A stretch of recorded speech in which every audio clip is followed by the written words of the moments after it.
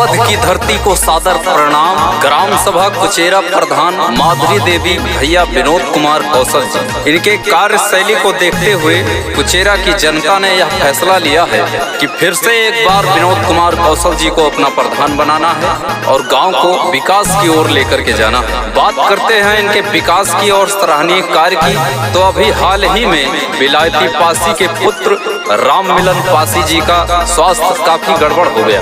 जनपद अयोध्या से उनको जवाब मिलने पर घर परिवार में काफी खलबली मच गई, लेकिन हमारे वीर प्रधान योद्धा प्रधान ग्राम कुचेरा विनोद कुमार कौशल जी ने अपना सराहनीय कदम बढ़ा करके उनकी रक्षा की। अपने निजी वाहन से उनको लेकर के लखनऊ की ओर रवाना हो गए और भाई राम मिलन पासी जी का इलाज कुशल पूर्वक हो गया और वह बिल्कुल स्वस्थ हैं, मस्त हैं, अपने घर परिवार में सुखद जीवन व्यतीत कर रहे हैं।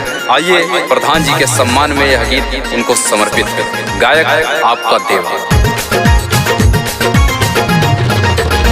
जो कहेंगे वो करके दिखाएंगे हम, जो कहेंगे वो करके दिखाएंगे हम, विनोद कौशल को फिर से जिताएंगे हम, जिताएंगे हम। सबके काम आए, सबके काम आए ऐसा इंसान चाहिए, विनोद कौशल जैसा हमको प्रधान चाहिए।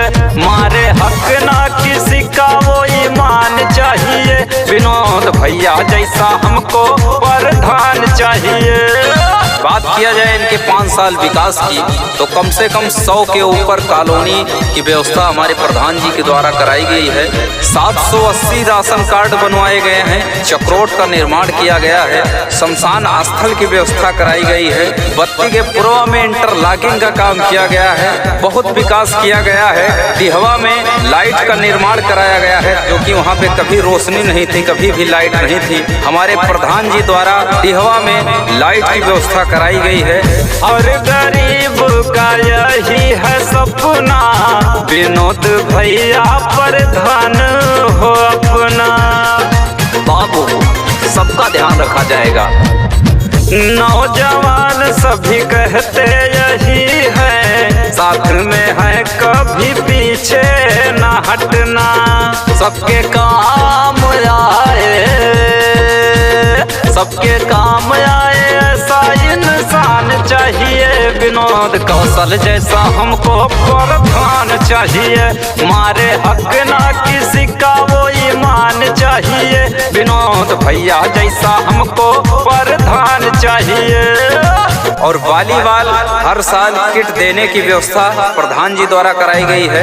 ग्राम सभा कुचेरा प्रत्याशी विनोद कुमार कौशल मुस्लिम कब्रिस्तान बनवाया गया है, बत्ती के पूर्व में पूरा इंटरलॉकिंग का काम कराया गया है। आदरणीय प्रधान जी द्वारा 100 के ऊपर कॉलोनी, 780 राशन कार्ड, चक्रोट निर्माण और भी कई विकास सारे काम किए गए हैं। पार्क बनवाया गया है, लोगों के उठने बैठने की व्यवस्था उस पार्क में दी गई है। स्कूल की व्यवस्था टाइट है। ग्राम सभा के अंदर एकदम चमाचम पूरा गांव नगरिया चमक रहा है। तो प्रधान जी को फिर से अपना अमूल्य मत देकर के हमको विजयी बनाना है और ग्राम सभा कुचेरा को विकास की ओर लेके जाना है। गायक आपका देवा। 5 साल भैया काम किए हैं, घर के बेटे हैं फिर से करेंगे। सबके सुख दुख में सहायक होंगे हमारे प्रधान जी।